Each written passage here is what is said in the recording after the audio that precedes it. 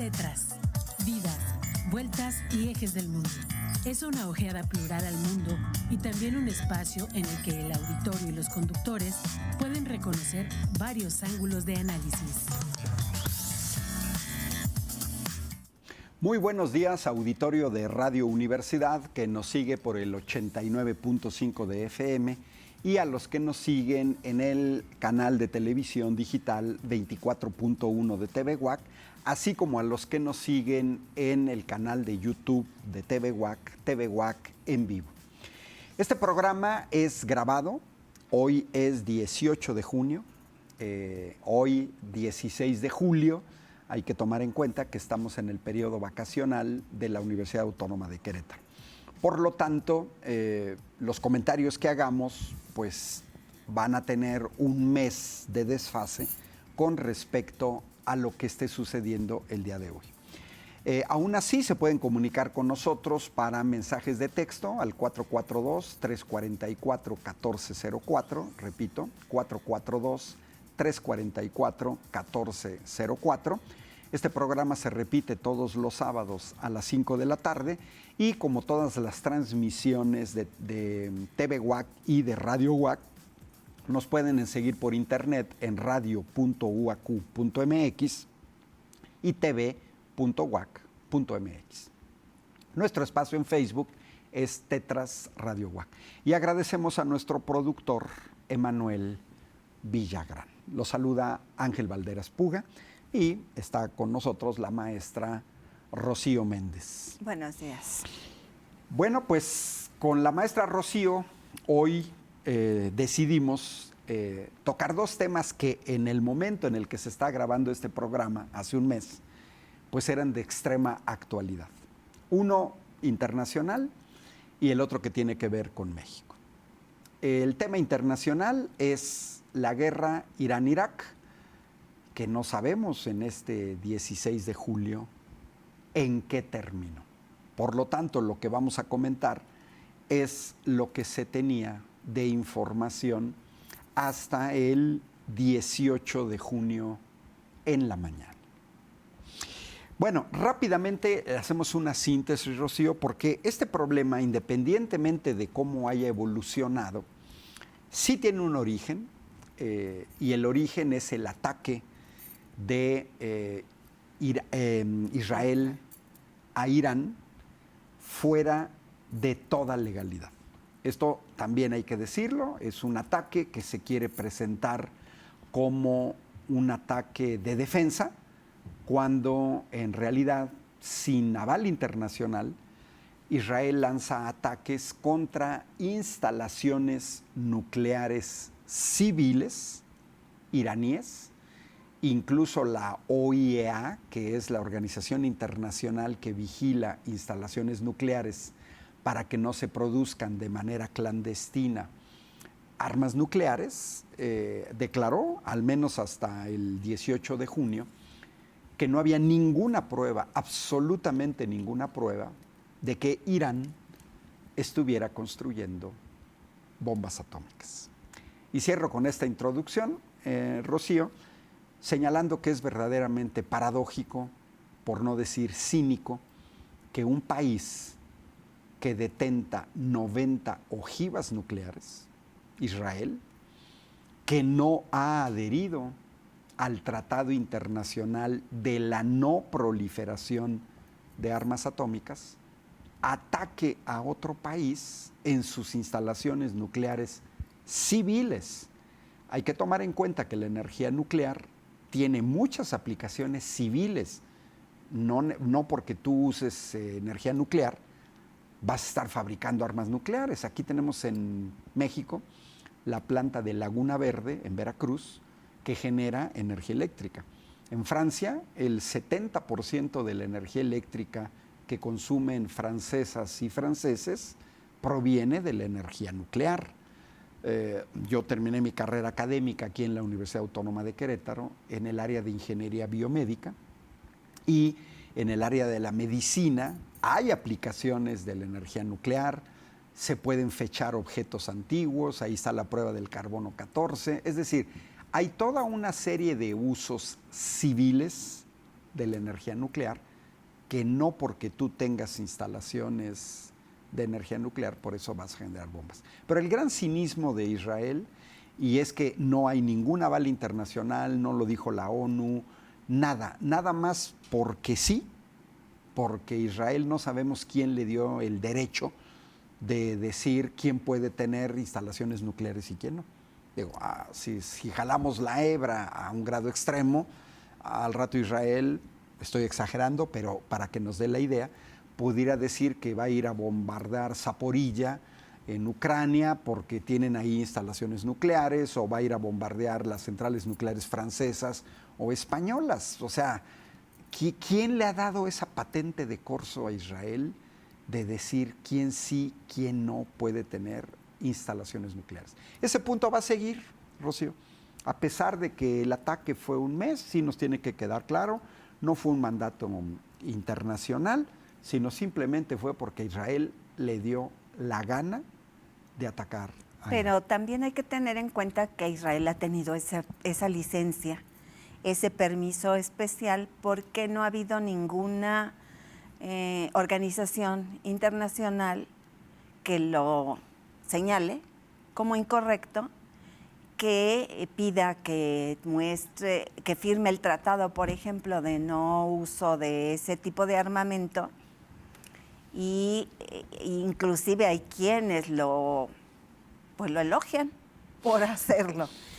Y bueno, pues esto sí le da permiso de intervenir y de actuar, y cuando en el fondo pues realmente no está la situación religiosa, no está la situación de creencias, en contraposición con Irán,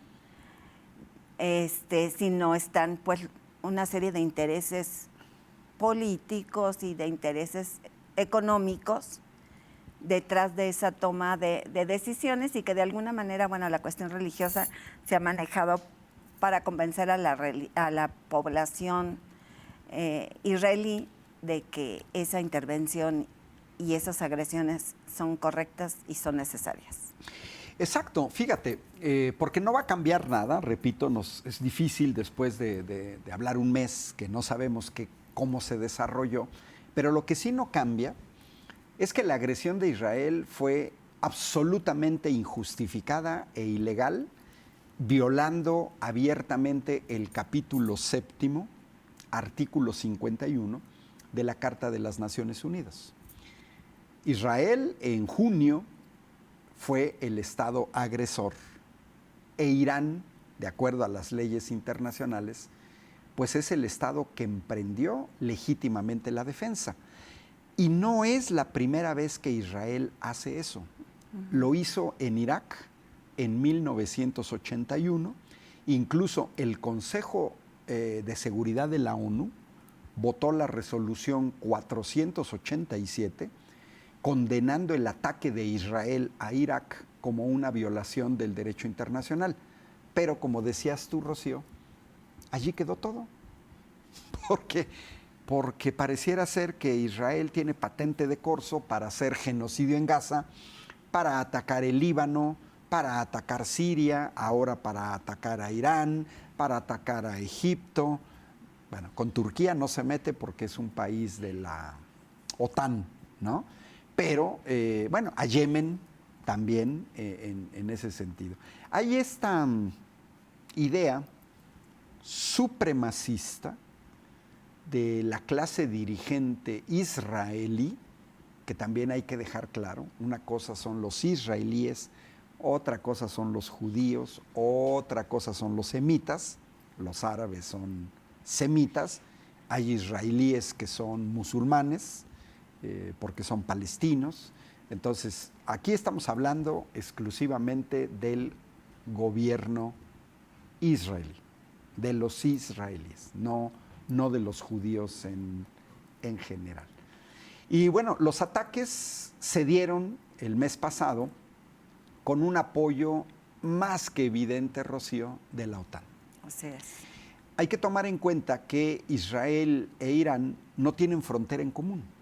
No es el caso de Rusia-Ucrania, donde los ucranianos entraron este año en Kursk, la provincia rusa de Kursk, o que atacan la provincia rusa de Belgorod desde territorio ucraniano, o los rusos pues, que invadieron la parte del Donetsk para defender a la población del Donbass. Es distinto porque tienen una frontera en común. Aquí no. Aquí estamos hablando que están alejados casi 1.500 kilómetros Israel de Irán.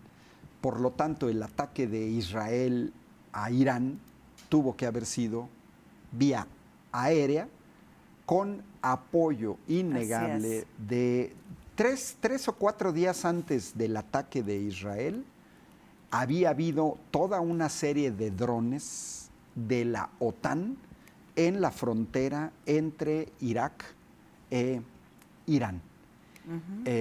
Y bueno, pues ya la intervención de la OTAN, como al igual que en Ucrania, que en realidad es una guerra de Rusia contra la OTAN, pues en realidad lo que muestra es un poco lo que decías tú. Hay gente que aplaude. A mí me sorprendió una declaración en junio, el día que estamos grabando este programa, yo la vi en la mañana, hoy de 18 de junio, para dejarlo claro, en donde María Zaharova, que es vocera del gobierno ruso, dice que estaba escandalizada de la declaración del nuevo primer ministro alemán, Friedrich Merz, señalando que Israel estaba haciendo por ellos el trabajo sucio. Y Zaharova, la referencia que hace es, pues eso es una declaración nazi.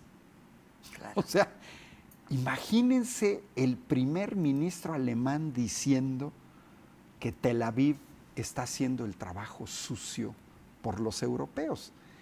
Es algo que a mí me parece increíble porque en el caso de Alemania tiene que ver con esta ancestral conciencia sucia de la Segunda Guerra Mundial y el intento de exterminio de la población judía, aquí sí judía, por parte del régimen de Adolf Hitler, ¿no? Y entonces ahora han pasado que un poquito lo que tú decías, que se les permite todo a los israelíes. ¿Qué más podemos decir, Rocío, en este 18 de junio? Pues que algunos analistas plantean que Israel está en su parte interna pasando por una situación compleja en la que se estaba hablando ya de una elección para cambiar quién está liderando pues el país, y que esto también impulsó a que se tomaran algunas decisiones más radicales, que también ha estado apoyado pues por Trump en Estados Unidos, este tipo de acciones verbalmente, aun cuando se habla por un lado de paz, en los hechos pues están viendo amenazas y una serie de situaciones de intervención en las que se trata pues de imponer decisiones y de imponer soluciones y acciones desde fuera del propio Irán, y bueno, que todos estos elementos pues influyeron de alguna manera que se tomara esta decisión de esta intervención nuclear de Israel contra Irán, pero lo que no se esperaban pues era la respuesta que sucedió en estos últimos días, porque a pesar de que pues sí, Irán ha sido acosado durante mucho tiempo, que han pasado situaciones bastante complejas en las que había toda la intención de, si no los mataban de hambre, los mataban con las balas, pero pues no esperaron que Irán fuera capaz de crear los cohetes que usó, y que dicen que son los más antiguos que tiene, que probablemente tiene mejores guardados ahí, y que frente a esta circunstancia pues hubo toda una conmoción. Incluso Trump, que estaba asistiendo al G7, decidió que se regresaba rápidamente a Estados Unidos porque tenía que tomar decisiones inmediatas al respecto. Se regresó a Estados Unidos, pero aún no toma las decisiones inmediatas porque no está tan sencillo hacerlo sin oponerse a su base electoral, porque su promesa pues era de no seguir promocionando la guerra. Y bueno, pues ahorita Irán se coloca en una posición pues diferente a la que tenía antes de esa intromisión israelí en sus espacios. Fíjate que ese es un elemento novedoso que el mes pasado, a nivel internacional, muchos observadores y analistas detectaron. Todo el mundo sabe del famoso escudo antimisiles israelí llamado Cúpula de Hierro, que es uno de los más avanzados del mundo. Es un sistema de defensa multicapa que evita, o bueno, está diseñado para evitar que un país agreda a Israel con misiles. En este caso, la represalia de Irán exhibió que el sistema israelí, lo dicen así analistas, está exhausto. ¿Qué quiere decir? Que los ataques iraníes, que hoy sí a los israelíes les tocó lo que ellos han hecho cuando van y bombardean a otros países, ahora sí les tocó a ellos sufrir en carne propia lo que se han manejado. ¿Por qué? Porque pues ellos estaban acostumbrados a bombardear otros países, pero que no los bombardeaban. Sí, a ellos nada. En ese sentido, hoy en día los analistas en junio señalaban, repito, no sabemos cómo va a terminar en esta situación, pero mira, por ejemplo, aquí comento, es el canal de Telegram de Pepe Escobar, uno de los mejores analistas geopolíticos del mundo. Es más, en clasificaciones lo consideran el número 1. Por ahí anda Pepe Escobar, anda el francés. Pepe Escobar es brasileño. Está Thierry Meyssan, francés, y también por ahí anda el mexicano Alfredo Jalife, que están considerados a nivel internacional como los analistas geopolíticos con mejores análisis. Bueno, en este canal de Pepe Escobar estamos hablando de el junio 17, lo que ya se decía. Y lo publica Washington Post. No es Pepe Escobar, es el canal de Telegram de Pepe Escobar, donde él va juntando información. ¿Y qué dice?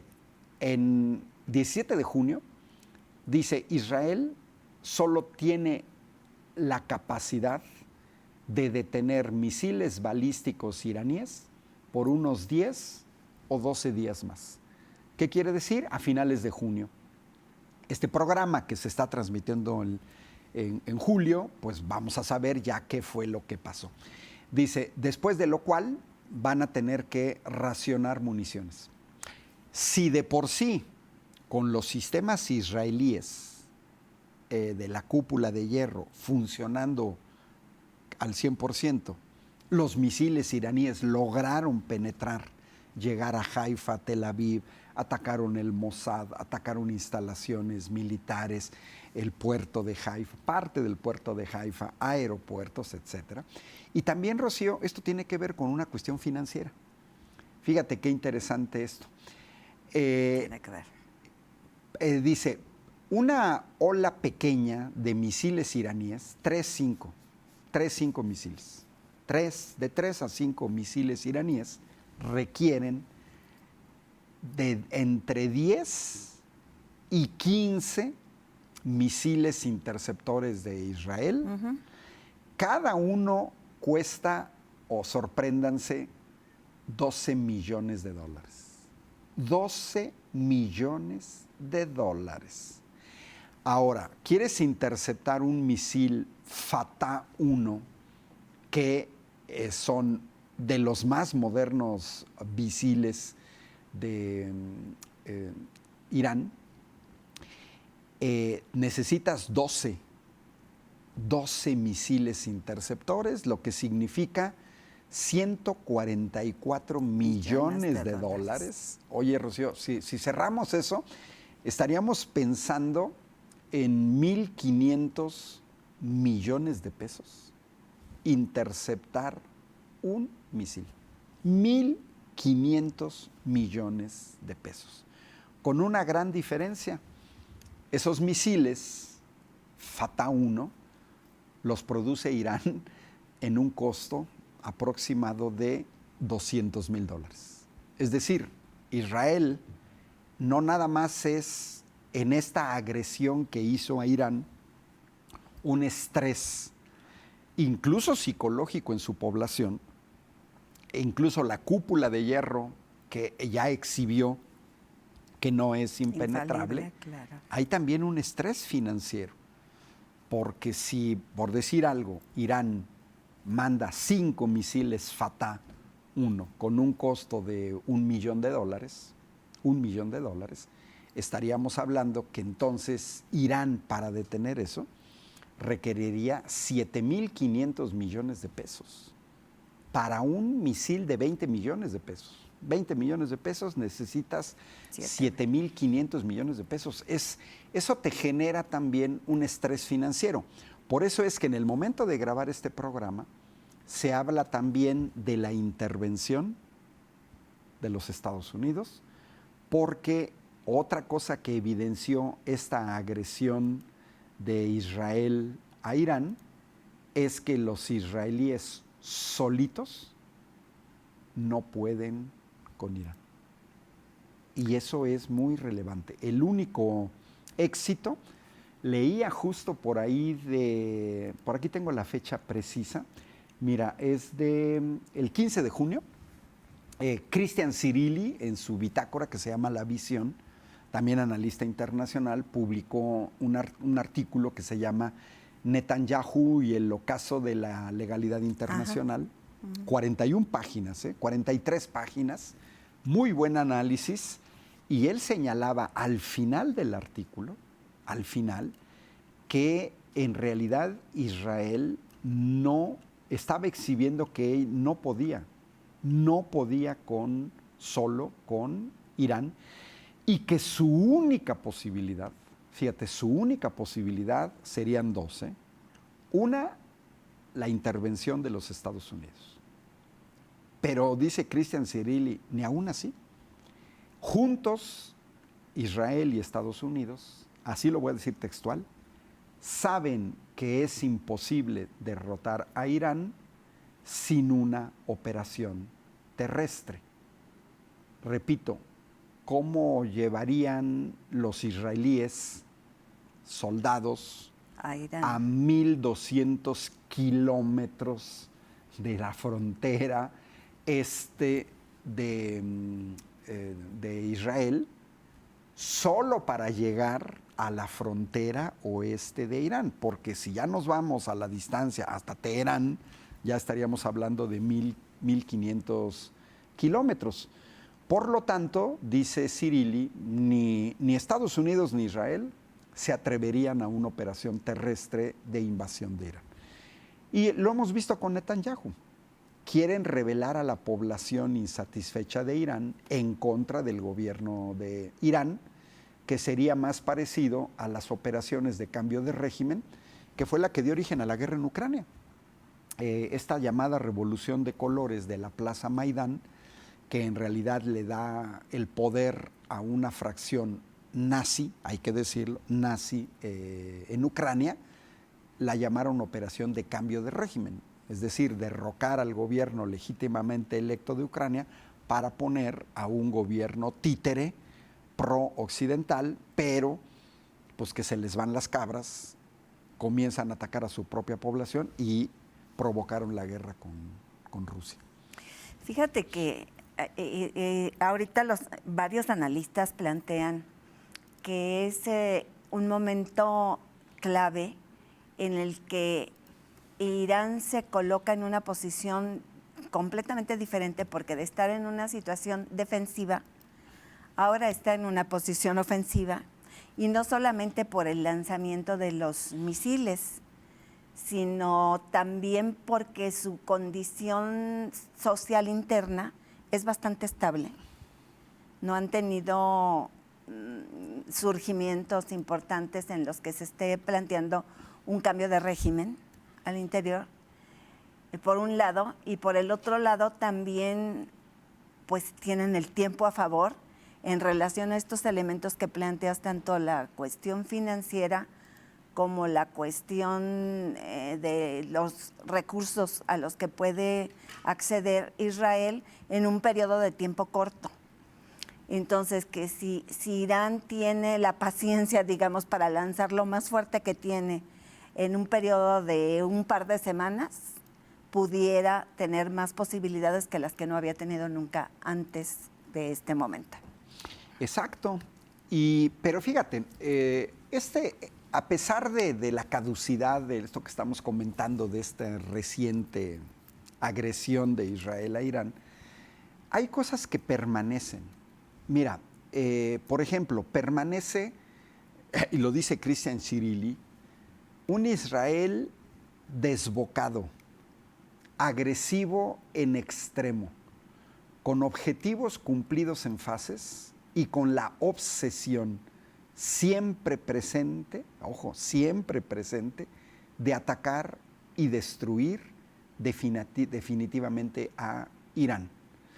La ideología supremacista del régimen israelí y la utilización de la violencia como única forma de lograr sus objetivos se ampara con una relación simbiótica, ojo, entre la cúpula sionista y el Estado profundo straussiano enquistado en Washington a través de la AIPAC.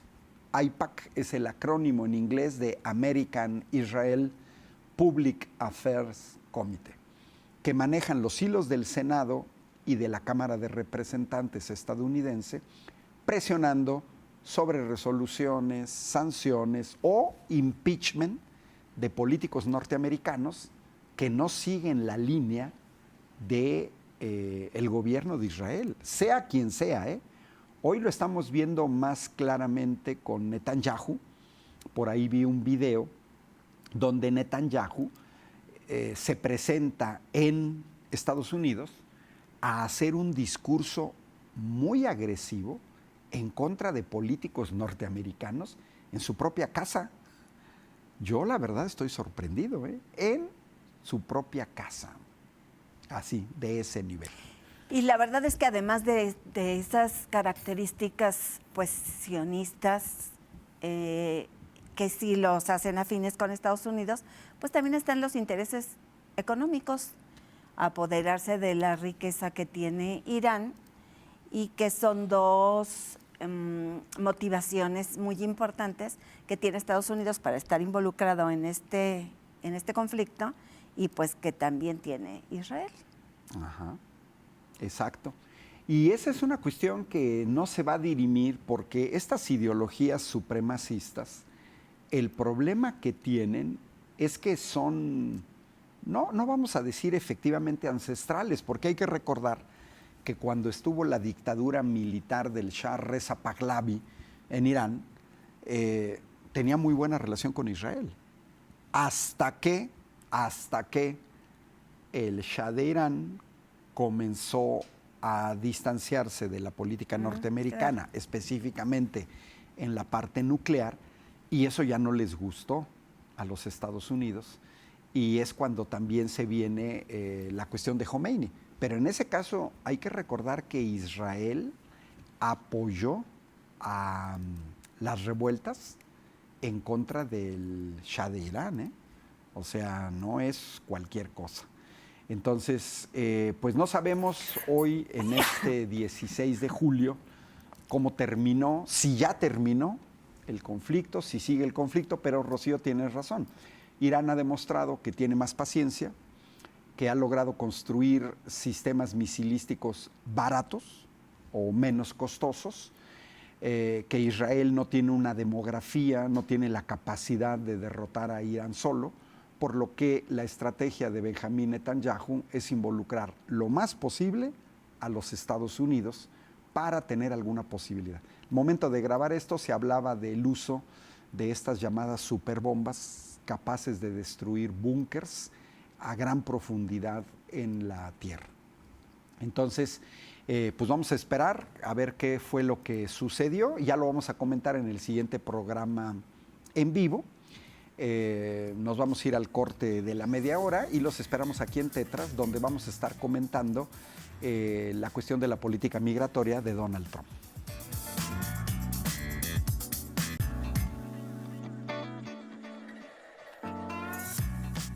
Bueno, regresamos aquí en Tetras este 16 de julio. Les recordamos que este programa es grabado, que se está grabando el 18 de junio debido al periodo vacacional aquí en la Universidad Autónoma de Querétaro.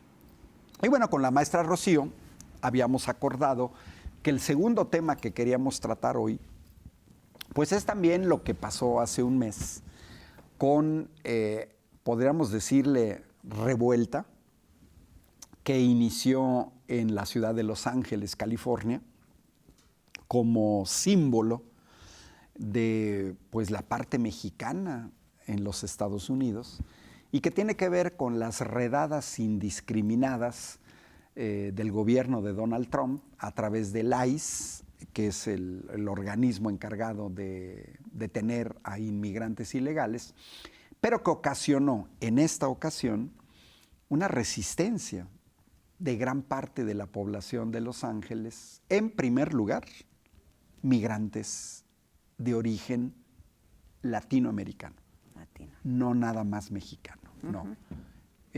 Y además decimos en primer lugar, migrantes de origen latinoamericano, la mayor parte mexicanos, pues es natural.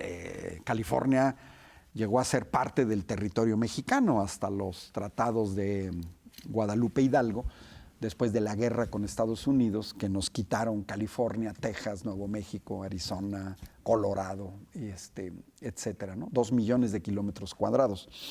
Y eso derivó en algo que yo he venido siguiendo, Rocío, desde el 20 de enero de este año, en lo que yo le llamo el frente interno que tiene Donald Trump, que pasa por el Partido Demócrata, que pasa por el entorno de Joe Biden, que pasa por los gobiernos neoliberales o los grupos neoliberales en Estados Unidos, George Soros, y también a nivel internacional, que pasa por la comunidad LGBT, que pasa por los migrantes. Y bueno, le pedimos a producción si pasa una primera gráfica del mapa de los Estados Unidos, esa, porque para los que nos siguen en radio, estamos presentando un mapa que es impresionante, Rocío, que son las marchas que se hicieron en aproximadamente 1,500 ciudades grandes, pequeñas, en Estados Unidos el 14 de junio, No King's Day, sí, el día de no queremos reyesuelos, porque ese era el sentido. Una primera cosa que yo observé en este mapa es que yo tengo muy presente el mapa de los resultados electorales en las elecciones en Estados Unidos en 2020 y en 2024, que eran mapas donde la costa oeste, desde la frontera con México, Baja California, hasta la frontera con Canadá, ¿no? Vancouver, Washington, votan demócrata. Y la costa este, el norte, donde está Nueva York, New Jersey, pues parte también de Illinois, Michigan, zonas también que votaron por Kamala Harris. Pero, Rocío, lo que yo vi en este mapa es que ahora hubo protestas en el centro, en la zona trumpiana, en Nebraska, en Wyoming, en Idaho, en Indiana, en Dakota del Sur, en Dakota del Norte, en Oklahoma, en Utah, en Colorado. Es decir, en zonas que antes eran fuertemente republicanas y pro-Trump. Bueno, basta ver la imagen de Florida, Florida, el sur, incluso Texas. Y bueno, la parte este, centro-este, prácticamente tupida. Para los que nos siguen por radio, bueno, es un mapa con circulitos azules. Cada circulito azul representa una protesta programada en el No King's Day, Gracias a producción. Y bueno, la zona centro-este de los Estados Unidos, llena de protestas. Y como vimos, Rocío, no eran nada más migrantes. Ahí había población afroamericana, había migrantes de otros países, no nada más latinoamericanos, pero yo también observé mucha gente blanca, anglosajona, saliendo a protestar en contra de las políticas de Donald Trump. Ya no nada más la migratoria, pero también esta política. Estábamos aquí fuera del aire, Rocío, y me comentabas de que Trump no está midiendo o no midió el efecto boomerang. ¿Qué nos puedes decir de eso? Sí, fíjate que tiene muchas implicaciones esto que ha venido ocurriendo. Ya lo habíamos comentado, creo que desde un inicio, cuando empezó a plantear una política económica disruptiva y que pues era un juego de azar que podía resultar muy favorable para resolver problemas financieros que viene arrastrando a Estados Unidos de hace tiempo, o todo lo contrario. Y parece que se ha venido inclinando a todo lo contrario de lo deseable para ellos, estas decisiones que ha tomado. Por ejemplo, una de las situaciones importantes es que se ha visto muy afectada la industria, la agricultura, la industria de la construcción, la industria del entretenimiento, porque la inmensa mayoría de los trabajadores que tienen estos sectores son inmigrantes. Y estas personas, bueno, no solamente son latinos, hay inmigrantes pues, de diferentes partes del mundo, pero agarró contra todos. No es exclusivo con los mexicanos, aunque ha sido más radical con los mexicanos que con los de otros países en este periodo. Sin embargo, pues es contra todos. Esto ha implicado que la gente que no ha sido encarcelada o extraditada, como ha pasado en varios casos, tampoco acuda regularmente a sus funciones, a su trabajo, porque tiene miedo de las implicaciones que puede tener si es que los llegan a encontrar o a detener. Y la economía en esos sectores pues se ha ido viniendo para abajo, porque pues les faltan los trabajadores que lo hagan, y aunque el ideal hubiese sido que bueno, se quedaran esos empleos para los norteamericanos, pues los norteamericanos no entran a hacer esas tareas que hacen los migrantes, ¿no? Entonces, ha empezado a tener protestas y conflicto también al interior, pues de todos estos sectores que se están viendo afectados, y entre ellos hay simpatizantes del Partido Republicano y pues obviamente no simpatizantes del Partido Republicano también manifestándose. Incluso muy cercanos con Trump ha estado sucediendo que ha habido este tipo de manifestaciones públicas y de protestas por el desacuerdo con las políticas que está implementando. Entonces, no solamente tiene muchos frentes abiertos hacia el exterior del país, sino también tiene frentes importantes abiertos al interior del país. Sí, si producción nos pasa una tercera gráfica, que es una gráfica de barras, para abonar lo que decía Rocío, que fue, ahí está, perfecto. Lo que señala Rocío tiene que ver, para quienes nos siguen en radio, es la participación porcentual al interior de cada sector.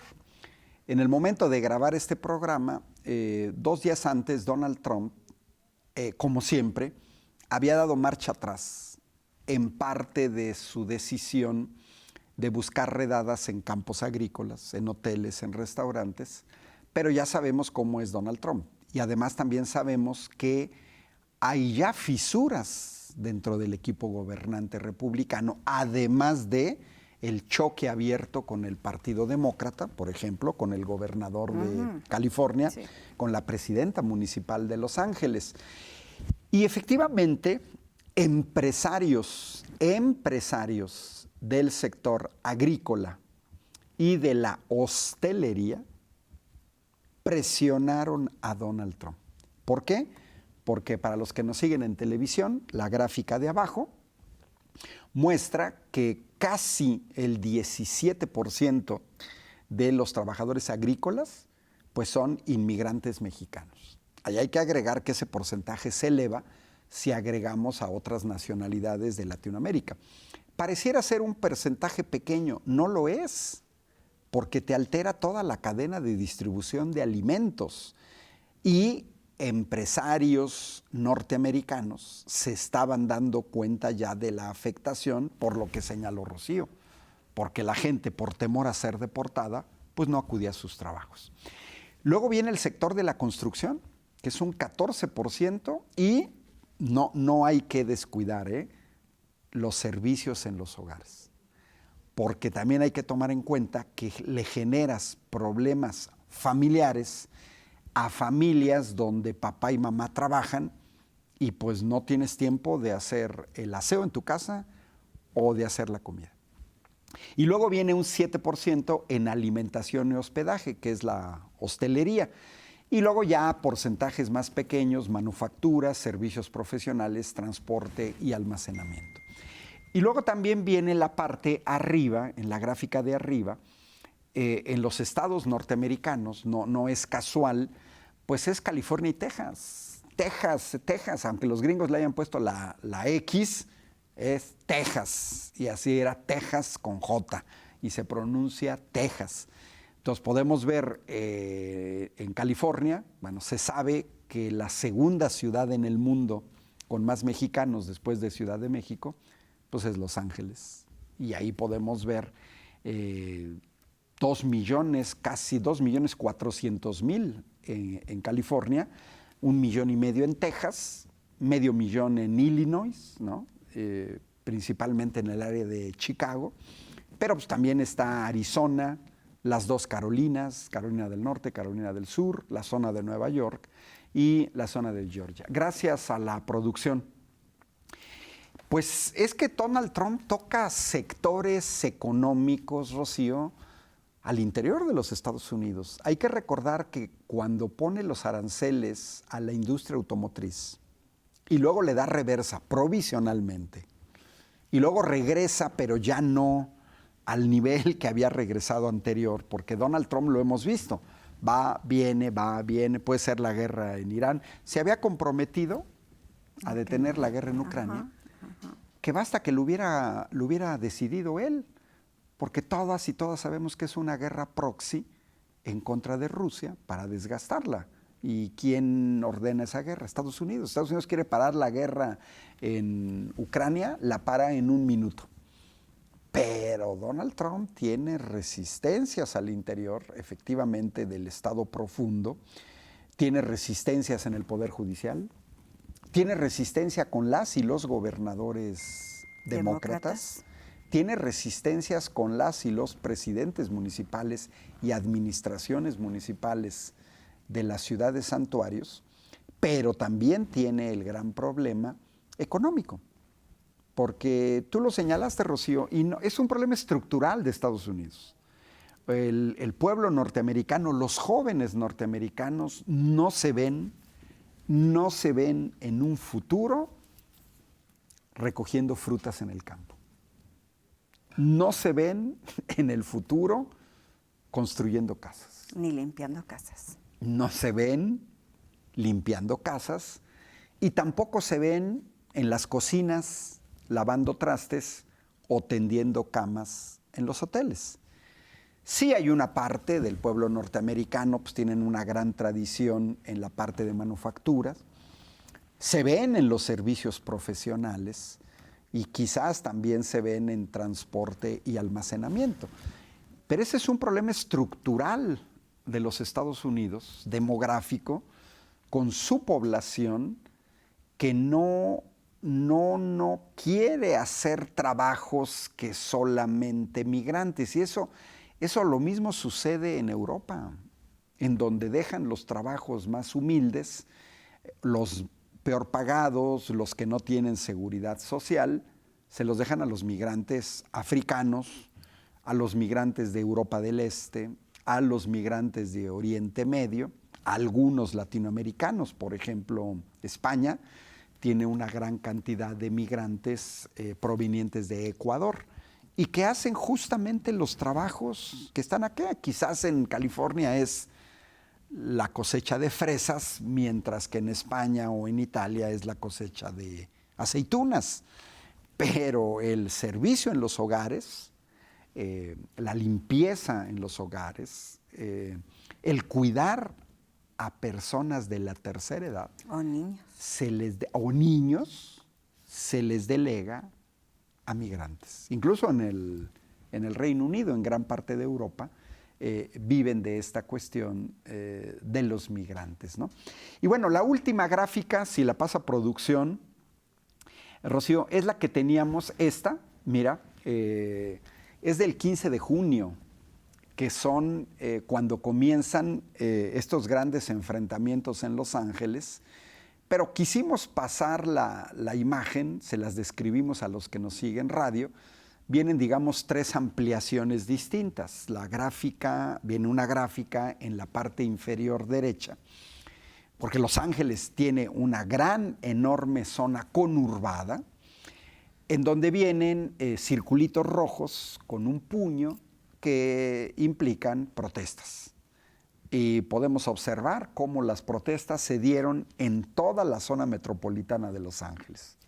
La segunda gráfica, la más grande, es, digamos, la parte central, donde también se ve, por ejemplo, Long Beach o el segundo Sign, West Hollywood Park, donde se ven ya protestas en la zona central.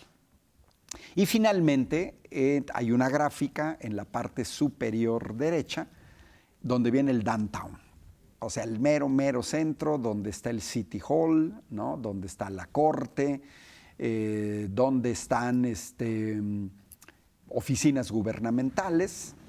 Y luego viene otra cosa relevante, que es la utilización en Estados Unidos de militares en contra de población civil desarmada. En ese momento eran 4,700 integrantes de la Guardia Nacional y de los Marines que fueron enviados a Los Ángeles de manera ilegal, gracias a la producción. Ese es otro elemento y por eso también es relevante que hoy, en julio, estemos platicando de lo que pasó en junio.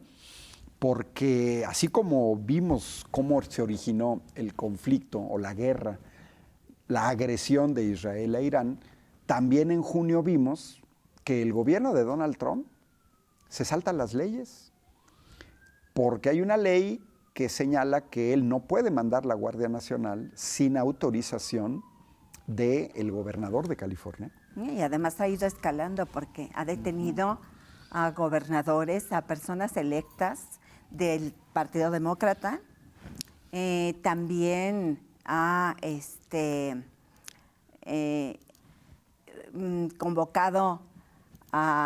convocó a su desfile el día de su cumpleaños, sí, que fue bastante desangelado y que coincidió con la movilización de No Reyesuelos, y que en contraste pues se vio muy mal su desfile por primera vez organizado en Estados Unidos en esas circunstancias, pero esto exigió también militarizar pues toda la zona, radicalizar las acciones en contra de los protestantes, por un lado, y también previo a esto pues se generó el homicidio de una legisladora del Partido Demócrata y su esposo, y pues una agresión también a un legislador del Partido Republicano y su esposa, pues pareciese por las evidencias que han encontrado que una persona pues muy adepta a Donald Trump